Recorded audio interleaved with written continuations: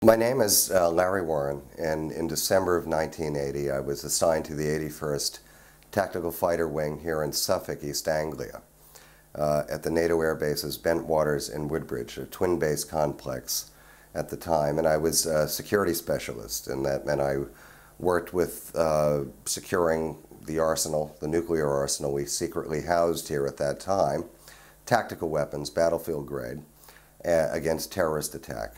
On December 11th, 1980, my security clearance, known as PRP, came through and I was approved for it.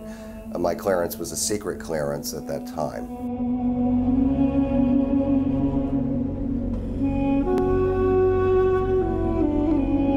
When it comes to the UFO incident that took place near RAF Woodbridge, which is our sister base, 6 miles apart, separated by a pine forest known as Rendlesham Forest, I was into my second week on the flight line working the night shift.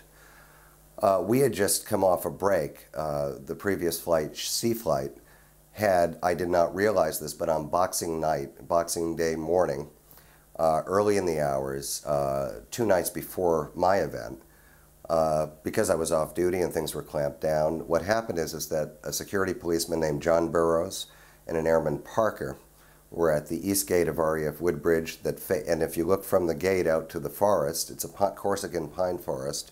Beyond that, about 9 miles away, is the Orford Quay and the North Sea with the Orford Lighthouse on it. And I will qualify that we were all familiar with the beam of the lighthouse, which people have tried to downplay these events as saying we misidentified. Airman Burroughs saw what appeared to be an object in the forest at the east end of the runway, just within the trees. Multicolored lights. He suspected maybe an aircraft had crashed, but there was something wrong with that. He called into Central Security Control on Bentwaters, reported what he was seeing. A shift supervisor named Jim Peniston responded. He was a staff sergeant, responded to the scene. A few other personnel arrived. I wasn't involved in this, but this is what I know of it. They pursued the phenomena into the woods. They definitely thought there was an air crash and started to begin those procedures. We were not allowed to take arms off the base due to our treaty with Great Britain at the time. Any incidents outside of the base, the British military or constabulary would take care of. These men got permission to proceed on foot into the forest to investigate these lights. And there's a lot of information on what they saw. In fact, on the MSN network, Jim Peniston has given terrific statements on the computer, of his experience with Burroughs. And there was another airman named Kavanasak there, and then a fourth person, who I don't know whose name that was. They pursued the phenomena. They found that it was not an aircraft, but a triangular object about 6 feet at the base that rose to a 9-foot point. It was black like glass or fabric, they described it as. Great density to it, black. They didn't know if it was on a tripod or on legs of some sort, but it had multicolor lights around it, and each of these individuals have given somewhat conflicting statements as to their perception of what they were looking at. I do know this based on his own testimony that Sergeant Peniston, at one point, these men did bring their sidearms, which are .38 calibers that the law enforcement people carried. We carried M16s. None of them were brought to the forest. Sergeant Peniston drew his revolver when they encountered this object and saw clearly it wasn't anything they were familiar with. These were all highly trained observers, as we all were at that time, for aircraft or unusual things. Sergeant Peniston drew his revolver and aimed it at the phenomena. At some point, I believe his next memory, and I'm trying to paraphrase here, he approached this phenomena very close to it, observed a panel on its side with some sort of language similar to hieroglyphics. It was somewhat familiar to him, but he couldn't identify the script, and it was raised from the surface. He touched it and felt the surface. It felt warm to a degree, and the texture of glass almost, the consistency and hardness. And they sensed there was movement within through this opaque kind of glass. Sergeant Peniston heard a voice, and this is some recent testimony. Obviously, they feel easier. He's a retired man from the Air Force now, honorably retired, and probably very willing to talk about this on the record. A voice came into his head, so he perceived, and I don't know how this went, but from what I understand, he asked the phenomena, "Who are you?" And it responded, "We are you." And it gave a number of 500,000 years down the line and biological things. All this information flew through his head that there was a biological need to come here and all kinds of things. He probably would say it much better and accurately, but it gives a dimension of the high strangeness of this event. These men had 4 hours of missing time. Their radio communication had failed with the base. Luckily enough, some other personnel obviously did respond to see what was happening with these people, and some brought cameras but observed this activity much in shock and snapped some photos. Part of my story, unwillingly, is that in the last year and a half, because of the book I wrote, Left at Eastgate, some of these witnesses contacted me, and a gentleman released some of these photos. They're not spectacular, but they do show light phenomena that needs further work. These men were debriefed the next morning. They were retrieved dazed in the forest. They made statements immediately. They were debriefed. They were given injections of what they were told was sodium pentothal by some element of the Air Force. So Airman Burroughs told me directly, John Burroughs, who lives in the state of Arizona, I'm not sure his location right now, but it is Arizona, originally from Chicago, told me that he knew the next day, within the next 2 days, that this phenomenon was going to return. And it indeed did. Their shift had ended that day. My shift came on. There was evidence left by this encounter, pod indentations on the ground. The British Suffolk Constabulary responded to this the next morning because it was an incident. It was reported to them from the base security police operations desk. They came and these triangular, and Charles Holt can explain this very accurately because he was present on site for the investigation, was that these pods were in a perfect 9-foot separation of a triangle. They represented something 2.5 metric tons sitting down. There was a break in the canopy of the Corsican pines where something clearly came through it. There was background readings, and Nick Pope can actually offer some more information on this via the Ministry of Defense, is that the background readings were 25 times higher than the normal natural background radiation in that area.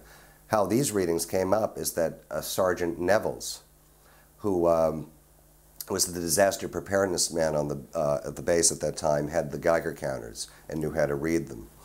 And these readings were taken from this ground zero area. There was residual on the trees and everything. I was put on a very remote post at the end of RAF Bentwaters flight line called Perimeter Post 18. It was an alert man position, so it was normally not manned in this dugout or bunker. I went to my position, was uneventful for about an hour and a half. What I noticed first was an animal disturbance where some deers ran down to a rather low fence we had at that time surrounding the base. And these deer, a herd of deer, jumped the fence and ran past my position right over the runway. And they seemed spooked, or I had that feeling. Suddenly from the WSA, we had an 80-foot tall tower which oversaw the facility, also could see over to RAF Woodbridge and the Rendlesham Forest. In that, it's called speak ads, and that's all the electronic monitoring by highly trained specialists in security police, particularly to watch over the ordnance and all kind of stuff. And I started to hear chatter on the open frequencies. We had Motorola radios at that time. We had 4 channels of security police operational active channels. I started to hear commentary about lights over the forest toward Woodbridge. Those lights are back again. And I was looking up, and suddenly at this point I get a call from Lieutenant Bruce England, who was a security police officer, former Army Special Forces, I think, and went in the Air Force. Called up, and he was the shift commander at that time, and said, "Airman Warren, deactivate your post. You're going to be picked up by a GOV, which is a government-operated vehicle, a truck," and pulled up, and Sergeant Adrian Vestinza, who is my reporting official, was the driver. Lieutenant England was in the passenger seat, and there were other personnel, new personnel like me, in the back. I was told to get in. We went immediately to the Bentwaters motor pool. We were fueling up light-alls, which maintenance people would have done that. They threw all of them out. They weren't around. There was a lot of chatter about people trying to find the base CO, and just a lot of frequencies. They were saying change frequencies, put all the radios down. All of this, I must tell you, was recorded in CSC on the tapes they make of that night. Those were stolen, and so were the logs of that period that Charles Holt can confirm also.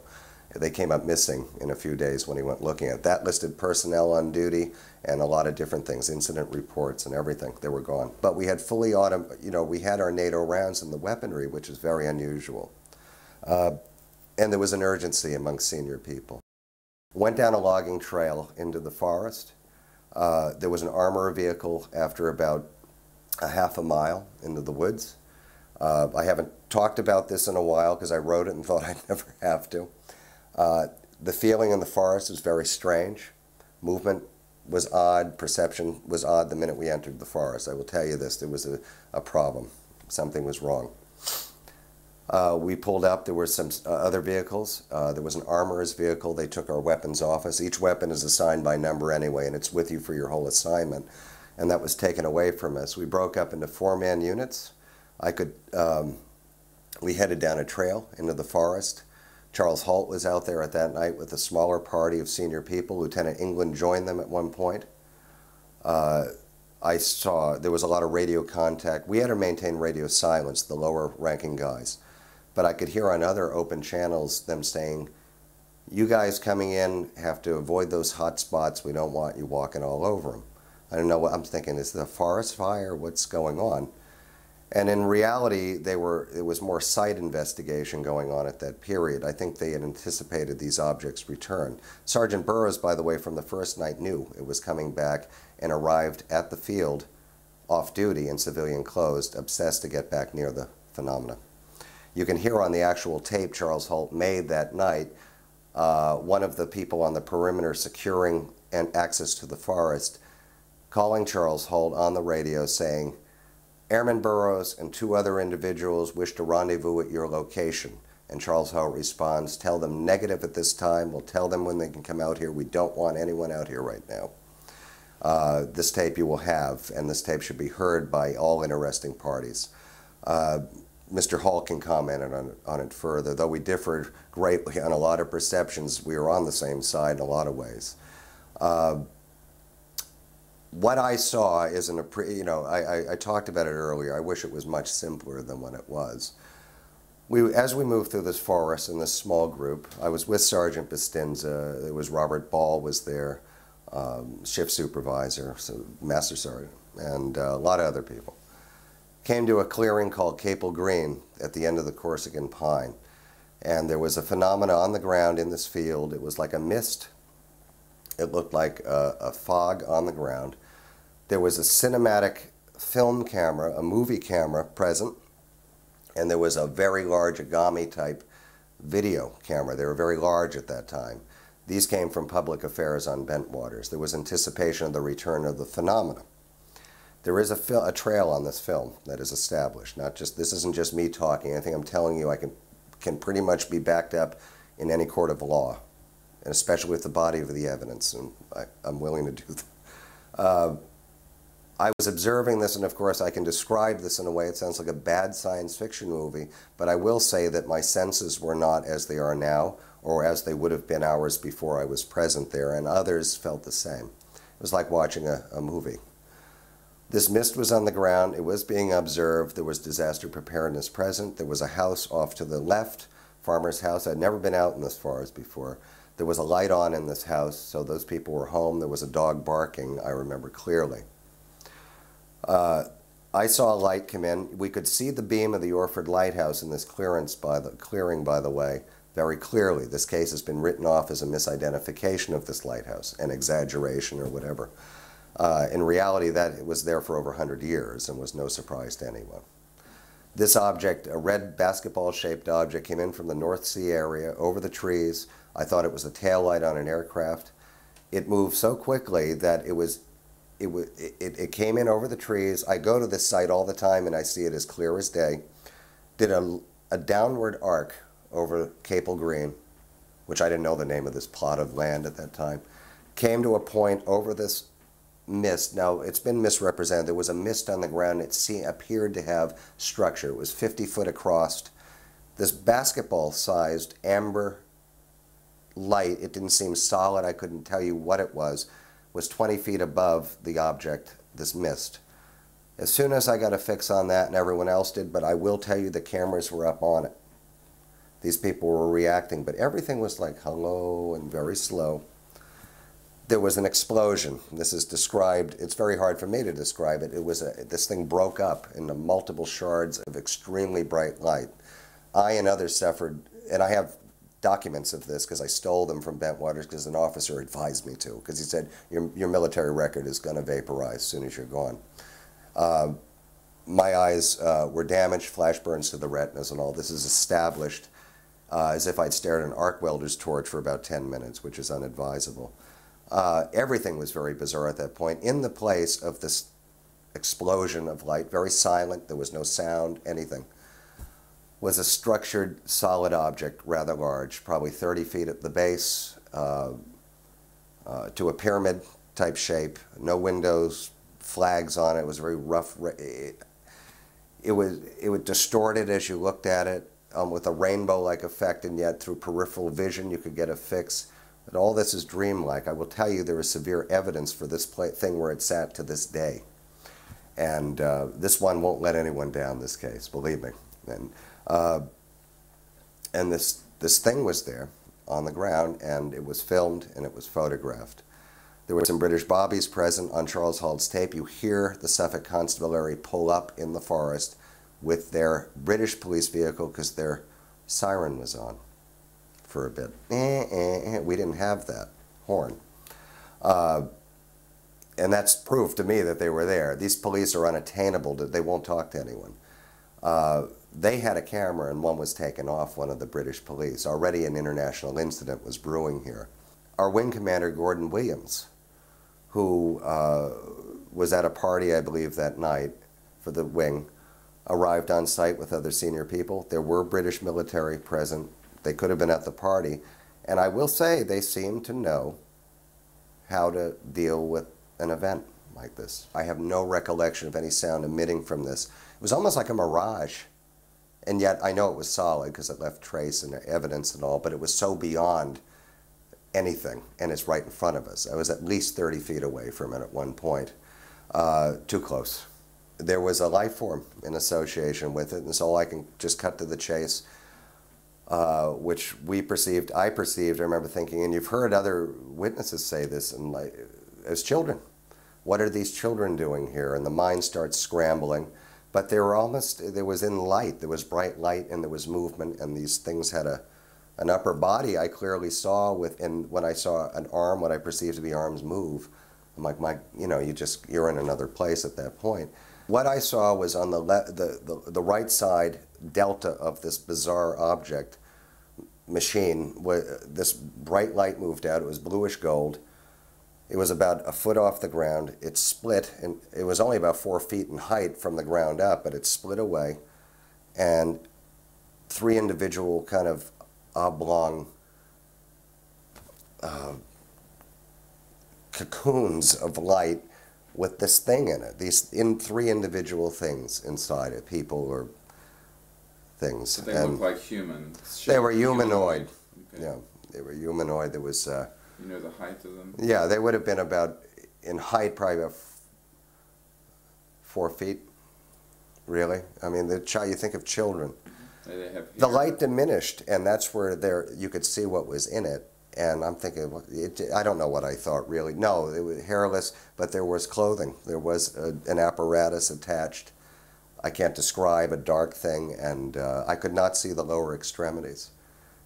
Because the light, these were not walking on the ground, these things, and I wish I never saw this, but there was a white membrane around what are eyes, large eyes, and the white membrane was moving, adapting. It was like your eyes adjusting the light, and the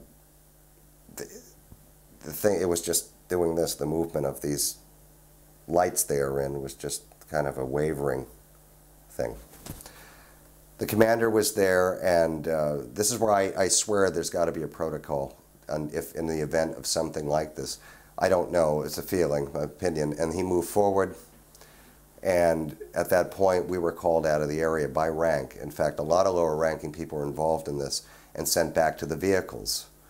On our way back, there was a lot of phenomena in the forest. These lights, these light beings or whatever, there were other craft around in the tree, above the trees, almost as if they were guarding this thing and backing it up. And I will tell you that Airman Burroughs, and he needs to be speak to someone, and he needs to be in front of a responsible body. This man can make a big difference. Was in the parking area where all the vehicles were. They would not let him out to the sites.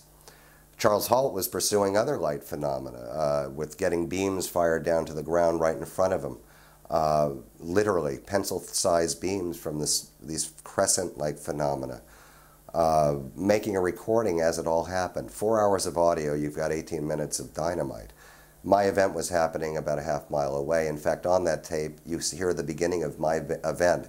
I will clarify this, I was on the record long before the Halt tape became public, and I was the one that made the Halt tape go public. And I turned it over to CNN, and I've never taken a penny for anything I've done with this ever. I never have. As we left, and I will tell you verbatim because Airman Burroughs told me this, or John Burroughs, is that another object appeared right in the midst of a lot of security personnel at the parking area where a lot of the trucks were, and personnel, that backline personnel. It appeared right in the midst of them. Airman Burroughs grabbed this object and it moved over the ground 10 meters with him holding on to it. It's an absolute fact. He physically touched it. He moved with this thing on it. It took off. It got away from John. Another beam of light came down. There was one guy, a security personnel, in a pickup truck.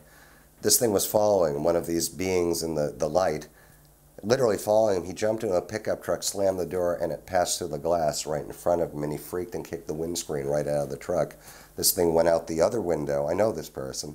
This was happened in front of many people, too. Went out the other window, which was rolled up. It's December.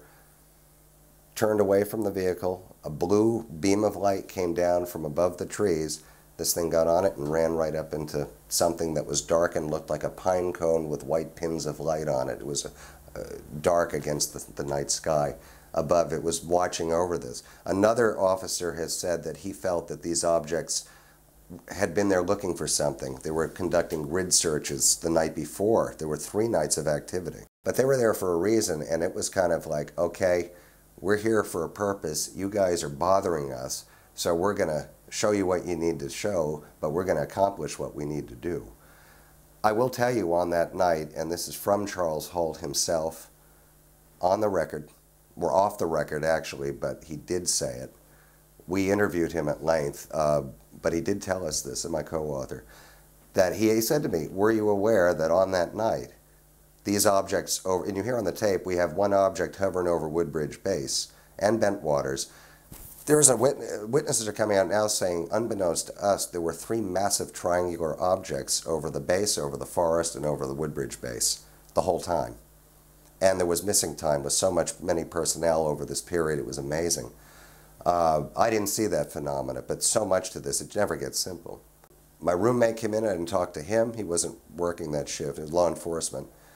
I noticed I had a shock of gray hair that did fall out, but literally a shock of gray hair on the right side. My eyes were watering profusely. I had a metallic taste in my mouth, and I was almost hallucinatory. I was having, the room was warping and everything, and sweating. I was sweating profusely and had cold chills. We had secured phones on the base, obviously, but being rather young and naive, I didn't pay attention to the ComSec rules, communication security.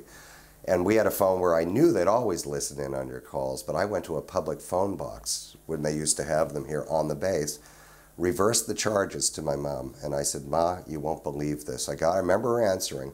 She does too. So you'll never believe this. Greg was right with me. I said, last night, it was actually hours earlier. I said, last night, a UFO landed on the base and we saw everything and you wouldn't believe it. And I'm just thinking, she's not responding. Ma, she's gone. I looked at Greg, I go, oh my God, I got cut off. I called the operator and I said, listen, can you reconnect me? She goes, are you calling from the base? I go, yeah. She goes, I'm sorry you were cut off from the base, and hung up on me. Didn't even offer to. And I looked at Greg, I said, man, I think I'm in trouble. So we ran back to my dorm. Malcolm Ziegler, who was a major, was the chief of security police. His underling was Major Carl Drury, all involved in one aspect or another of these events. Major Ziegler is from West Hartford, Connecticut originally, and we had some common ground. I'd lived there. And we got to the office. There was a Jaguar outside. There was another expensive car. I don't remember what it was now. And I thought, oh, here we go, the debriefing. Well, first of all, there were all the lower ranking guys. There were no people above sergeant in my group. We were debriefed in a compartmentalized way, which I understand now that I didn't. I said, oh my God, they're going to tell us to shut up. I know it. Because I suspect, you heard rumors then of that. You know, went way beyond that. I'll name names. There were people in plain clothes going in and out of the security police law enforcement desk. And that was unusual, civilian-looking people. And I'm like, oh boy. Well, we were gone over with a civilian-looking, not disaster preparedness, with a Geiger counter. And they said, did any of you remove anything from the forest while you're in there? Anything. Rock, twig, anything. They kept asking this over and over. And they said, if you have and are not going to tell us now, you're subject to the UCMJ, all these Article 15, beyond that, jail, Leavenworth, everything. And we were young, we were all new, we're like, oh my God, we haven't even started here and we're in trouble. There was one return on one of the guys, and something was taken out of his pocket. This guy was removed very quickly, and I will swear on my life, I never saw him again.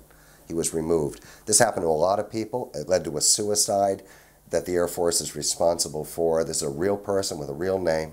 That base, by the way, after that, eventually adopted the highest rate of suicide in NATO. This is an established fact.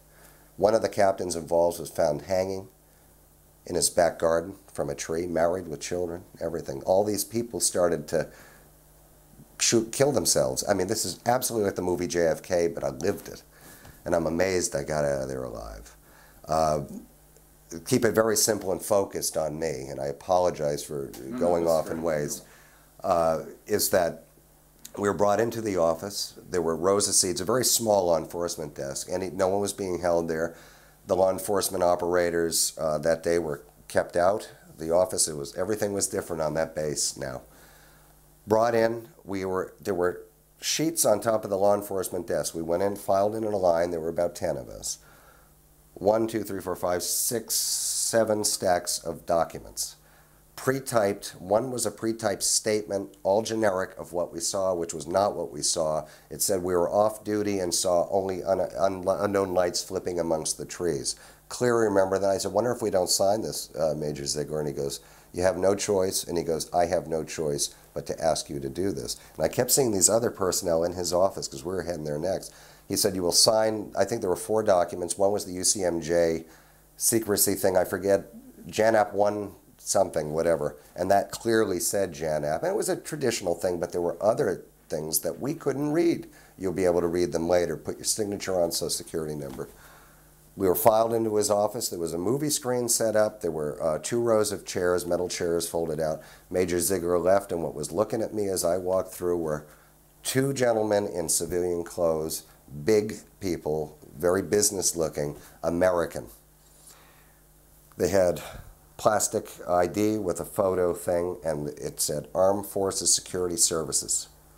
I don't know if that's Air Force. We've been told that is a field arm of the National Security Agency. And they were intimidating people, and they didn't smile or anything. They just, were like, what do we do? And they're like, this. We were in uniform, and they asked us specifically to wear the uniforms we were wearing in the field.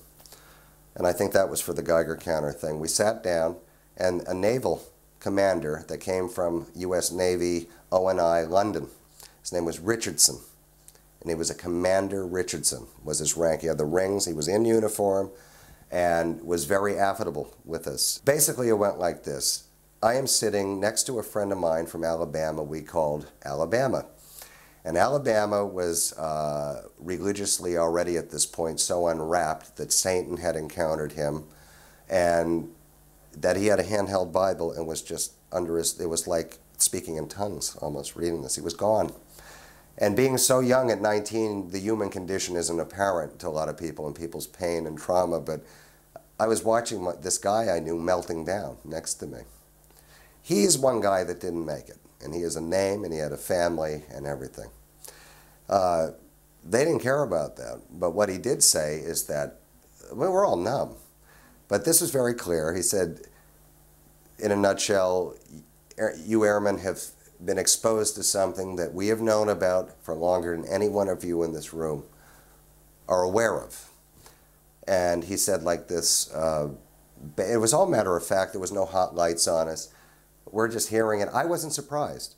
And he said, there is a phenomena that has been coming here for many, many years. Some of it comes and goes, some of it is a permanent presence. They didn't say a phenomena, they said various civilizations, advanced civilizations. And there was a lot of techie words that I wasn't familiar with, but I put this kind of in my own interpretation. A lot of militaries.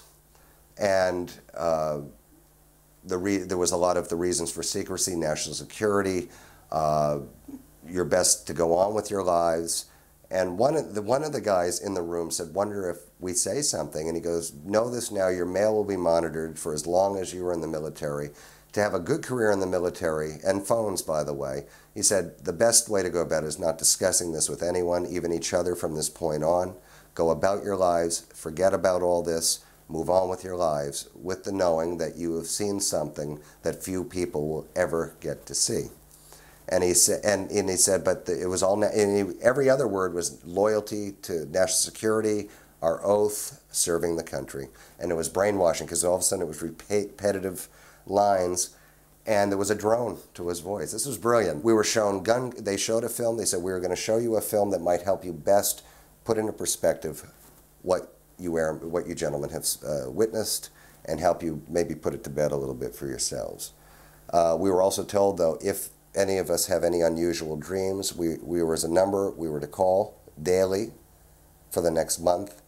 Any unusual dreams, if anyone was trying to pry information out of us, they said that there would be a possibility of Soviet infiltration into the area to try to get information from us. At that time, it was the Cold War, and they said, be aware of anything, we were to report that immediately. But even if our fellow airmen asked us, well, we were shown a film, and they ran the film. I mean, it was just a film on a reel. It was non-narration. He did not narrate it. It began with gun camera footage, what I can only assume, from maybe the 40s. It showed some aircraft, prop-driven aircraft, broad daylight. Looked like Florida Keys with a fleet of silver disco under it, broad daylight, like the movie camera was coming out of the canopy. That was one of the first frames. Korea era.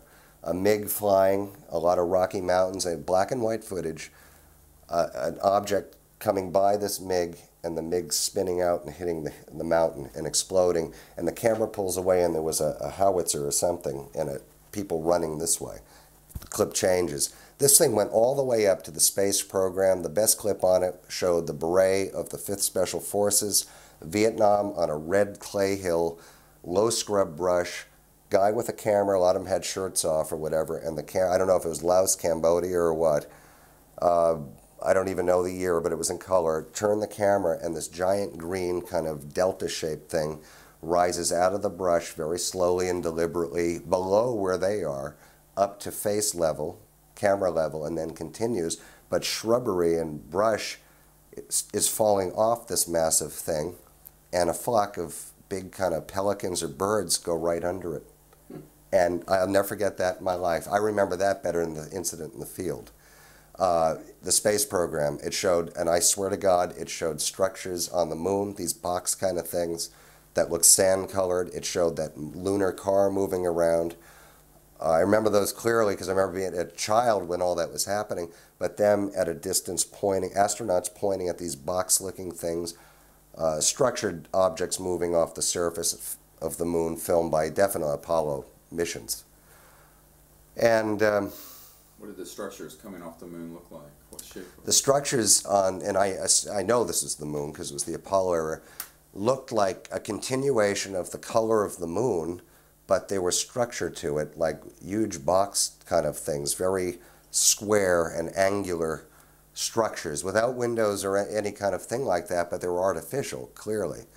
And they were being filmed in gray, and then when there were lights and weird things on top of hills, were they in good condition or old? Oh yeah, no, they looked pristine. And were they there looked like giant moving, any UFOs moving? Very clearly in different scenes. Where a lot of it was with the lunar car, that mission.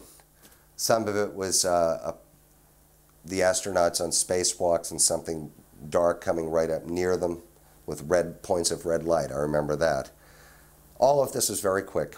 They never showed it again. The Apollo is kind of the era where it kind of ended. I immediately, after getting back to the dorm with Greg Battram, after calling my mother, her getting cut off, being told by this operator, were you cut off from the base?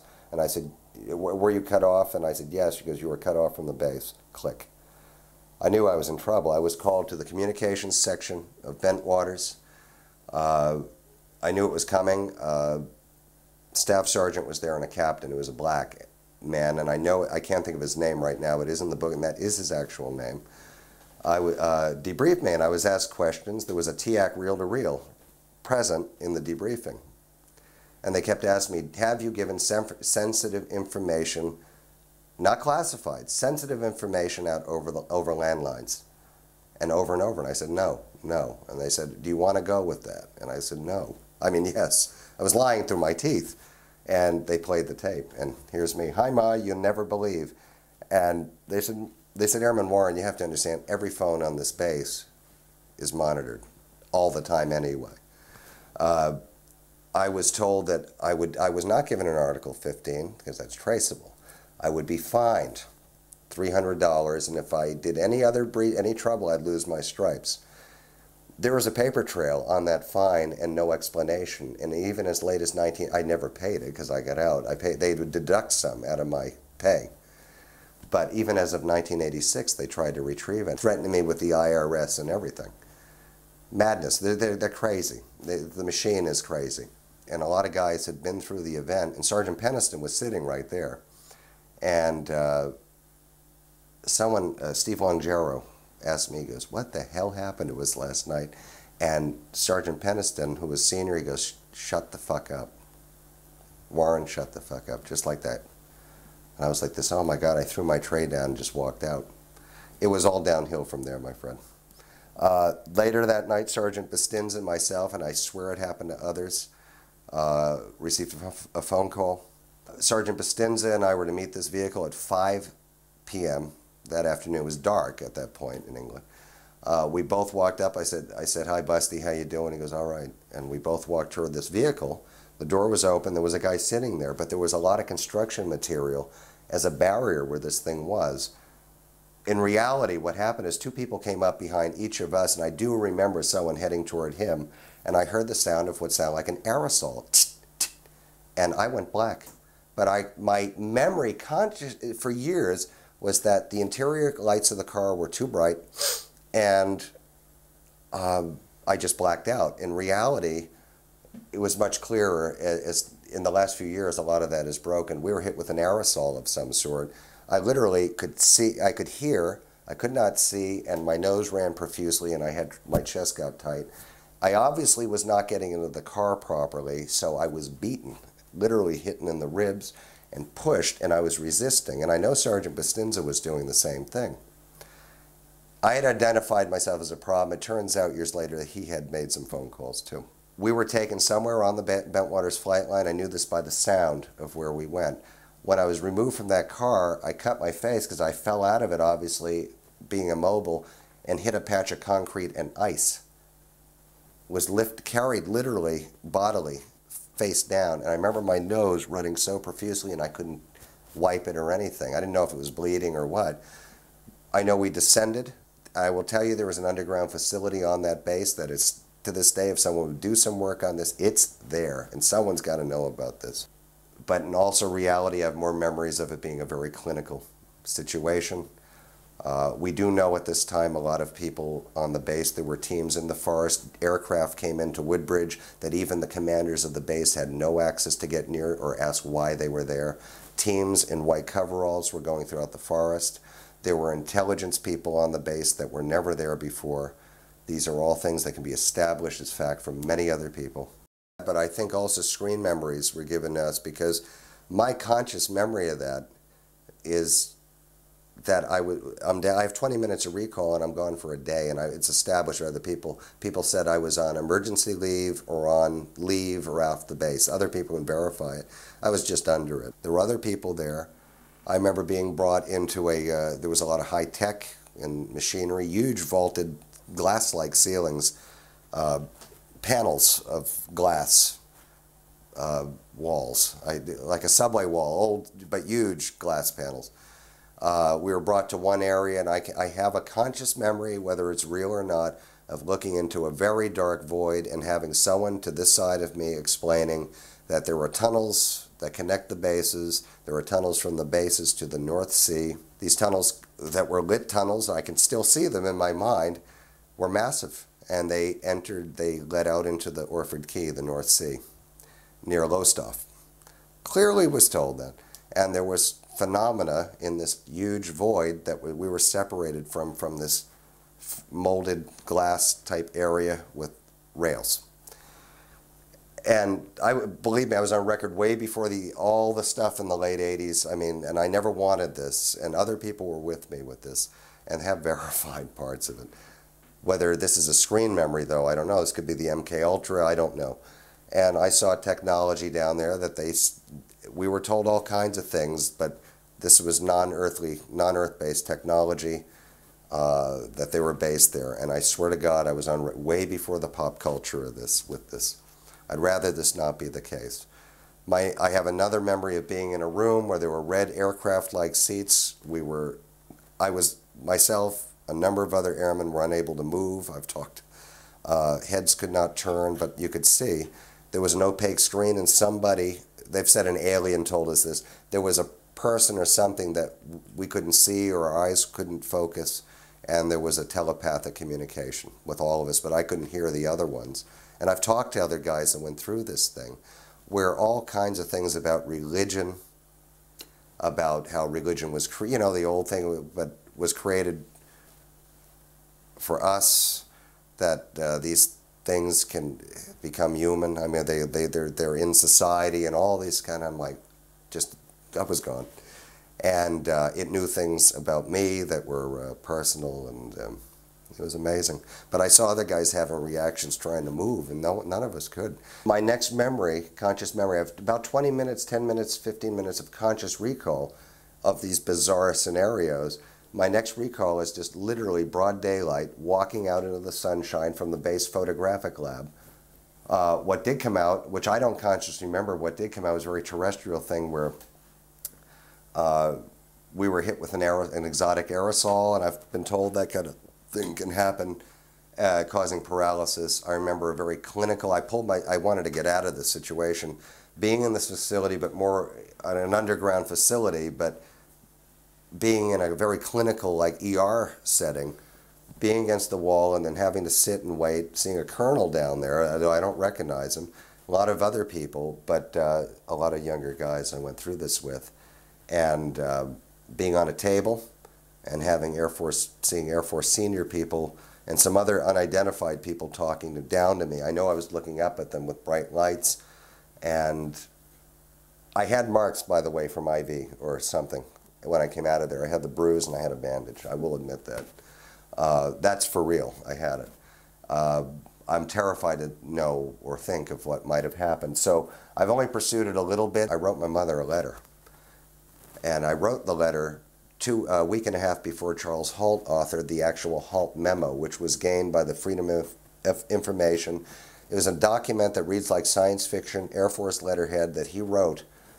It's a minimalization, I believe, intentional, but it reads like science fiction, and was released in 1983 through Citizens Against UFO Secrecy based on information I supply them, after numerous denials that it existed from the Air Force itself. There's a whole paper trail with that. The site is also part of the site of the 1956 Bentwaters Lakenheath radar visual contact case, which is considered still to this day the best contact case of its kind. documented. So it has a history already. When it comes to the physical trace evidence to the cable, I don't know what happened to the earlier incident with Burroughs and Penniston, because there was a lot of evidence. Podcasts were made for the indentations. Charles Holt still has possession of one of them, and does show people this, and would show it to any congressional body, I think. These were plaster casts were made, and I think a couple sets of them. Most of them ended up missing. But from my night, and also soil analysis was done on that, but it was all swept away. All these years later, from 1988 to 9, we have done core samples, soil analysis, many of this stuff analyzed by Springborn Environmental Labs in Massachusetts by accredited scientists. And the results of this, we have the published findings. We will, a lot of it is in Left at Eastgate. There was a further result that did not make it. But it is phenomenal. Absolute phenomena took place only in that spot to a level of 3 feet down. And as a layman, all I can best tell you that the evidence scientifically analyzed shows that a lot of the investigators ignore the Capel Green site, yet it bears the most fruit in a lot of ways, is that plant alteration, plants do not grow in this one spot, no matter what crop. We've talked to the farmers for 20 years. However, the soil is darker. It does not absorb water. It has a totally almost crystalline mixed with a very dry dirt, like freeze-dried coffee. And I guess some of the analysis that we have the results turn over to anyone gratis is that something sat there at one time. It was, in a theoretical way, heating the soil to a degree in a microwave, industrial microwave oven to a super high heat, and then dropping it instantly into a sub-zero freeze in almost a conical direction down. But I do know this for a fact, is that Gordon Williams, we were told, was dead some years ago in 1988 by a fellow flight commander on the base, Al Brown, who was a very good friend of his. Al Brown was one that would tell you, well, I never knew a thing, never heard a thing. We know the whole squadron was debriefed, the pilots and all, but Al trained all of them but never knew a thing, except he heard a few things on the golf course. Very close friend of Gordon Williams, calls him Gordo. And Gordon Williams was gotten off that base so quick, because I was his bodyguard at his change of command ceremony in 1981, March. I knew who he was, I'm familiar, and I know he was the man I saw in that field. But Gordon Williams allegedly has lost his memory from 1984 previous, because he was bitten by a bug in the Philippines and was given surgery by the Air Force, the type of surgeons that work on the brain. It affected his brain, and he has no recollection before that point because of a bug bite. And I'm glad he made it. When it comes to were there radar returns, on all nights in question, RAF Watton on the third night and the first night picked up, their eastern radar, by the way, picked up an object over Rendlesham Forest descending into the forest. The next day, U.S. Air Force went to RAF Watton, talked to the air traffic controllers, told them that an alien spacecraft, they swore they were under the official secrets, landed in Rendlesham Forest. There was contact with the base commander, and they were borrowing the tapes. The tapes were never returned. These are all real people that are apparently talking now. I also know that on one of the nights in question, when it comes to where there are beings, a small object appeared near the perimeter of RAF Watton, not far from our base. Of course, they had higher security because of the IRA threat at that time. Our Royal Air Force Police dog handler, K-9 team, was doing perimeter patrol where the dogs went flat down on the ground. These people are talking now when they saw these two beings near the fence line prodding it next to a triangular object, prodding the fence with these light-like objects. When they saw the RAF dog handlers, they fled toward this machine that took off and headed off toward our base. There was something very strange in the whole region. There was trackings. The tapes were taken. When people ask about the film and photographs, there's confirmation. This isn't a story I came up with. Captain Mike Verano verifies on the cable news network program UFO, the Bentwaters incidents from 1985, that indeed he drove the wing commander, Gordon Williams, the next morning to an awaiting F-15 or 16, I don't know what was available at that time, that we didn't have on the base, that flew in specifically. The pilot opened the canopy. They had a satchel, and he said, I asked Gordon Williams, what do you have in there? And he said, I have actual film. We have actual film and photographs of the UFO. Gordon Williams personally handled this material in a satchel to the pilot. The canopy closed, and he quote unquote says, on the program, by the way, I asked where the film was going, and I was told Germany. That was Air Force Command at that time. From there we know that there was a paper trail that it was eventually sent off back to Washington, backline that way. I was an honorably discharged security policeman. I have an honorable discharge. I've heard a lot of nasty things said about me, but I have my records. The only reason I have my records is because I was advised to steal some of them by an Air Force colonel or copy them because he said they would vaporize. He said, they're going to fireproof you. I don't know what that means. And I was looked at almost like a Frank Serpico kind of guy. I was not a team player because I was talking to everyone. But he looked at me, this is a guy that should have no knowledge, and be going, what are you talking about? You're on crack or on drugs or whatever. And he like this, you're going to learn. There's nothing you can do about it. So why push it? My friend Alabama went AWOL to back to O'Hare Airport, was captured by the FBI. They were intercepted, returned to duty immediately. All he wanted to do was go home. He was put back on flight. I was riding with a senior master sergeant on a vehicle patrol, just totally depressed with everything, when Alabama called in. This is a real person, called in on the radio and said he was going to kill himself if he couldn't see his go home. And this guy turned the pickup truck quick and was heading toward the post. He said, you stay on the goddamn radio and all this. And there were units. I saw all the units across the flight line responding and everything. I never hear Mr. Holt comment on this at all, and that's why he won't stand with me in a place, because I bring up things that maybe they feel bad about. As he says, the Air Force were on the sidelines for it all. But he had a GIU and a short M16 and in the mouth, and took the top of his head off. It was the first time I ever saw death, violent death, at 19. And all this did, we were different as night and day, me and this kid. You know, he was the South, I was the North. He was very religious. I respect that, but nothing in common. He was a nice guy, and they did not do anything to help us. Calling psychiatrists that played head games. Are you having any dreams? Dreams was so important to whoever we were talking to on these phones.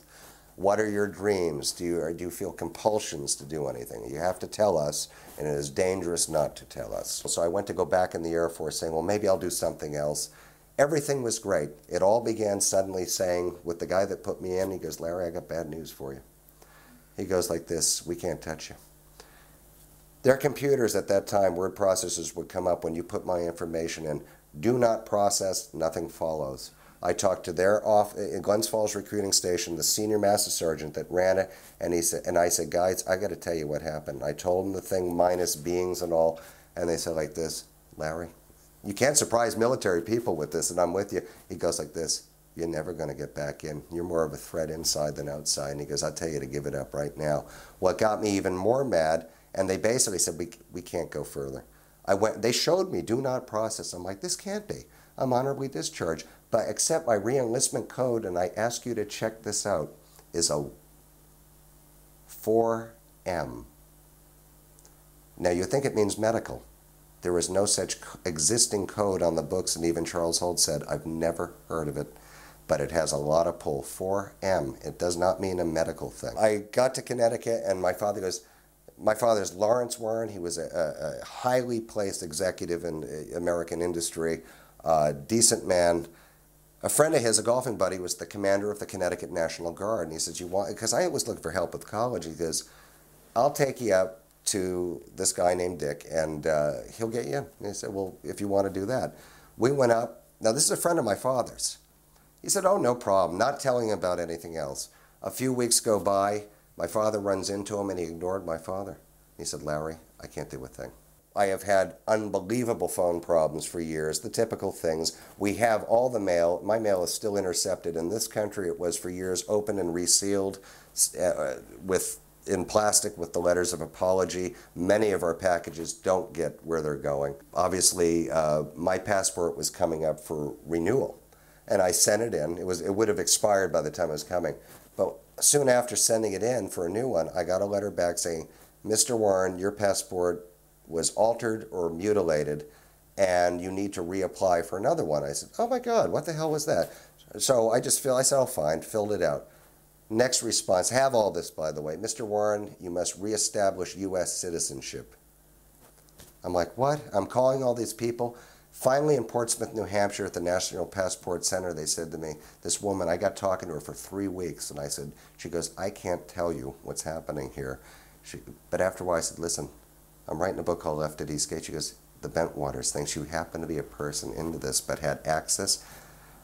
She said like this, call me at this number, her home number in Lebanon, New Hampshire. Called her and she said to me, and I have the official printout, this individual's passport is being revoked under some classification, speaking of sensitive defense issues, public forum, foreign soil, and then some coding, DOD coding under it. And there was NSC things and all. I have it all, and it is just bizarre. Our agent at that time, Perry Knowlton in New York City, was friends with Ramsey Clark, former U.S. Attorney General. You guys know. And he set up a meeting with us, and I met with Mr. Clark in person. Peter first sent him a letter outlining our work and what we were trying to do and what I'd been through, and he said, come in. Now, I was amazed meeting this guy anyway, and he said to me, because I'm going to make some phone calls for you, but I'm going to tell you this, after knowing everything, in his opinion, and I think he would reaffirm this to anyone, I'm sure he would, he's a very decent man, because and a lot of the debunkers try to say, well, it's because you talked about nuclear weapons, that's all, in a low-level action. Well, Mr. Clark said, he goes, people in England suspected there were nukes there all the time. He goes, I will tell you this, your passport was suspended because of the other things you've talked about. And he wouldn't elaborate anymore. He made 2 phone calls, and the Department of State, with apology, said it was an error. We've tried to do our best. I'd be willing to speak and swear to this and everything in front of any congressional body. I have great respect for my country, and I think it is the people's right to know. And a lot of guys suffered through this, and I am an advocate for the witnesses. From other civilizations, that it behoves us, in case some of these people in the future or now should turn hostile, to find out who they are, where they come from, and what they want. This should be the subject of rigorous scientific investigation and not the subject of rubbishing by tabloid newspapers.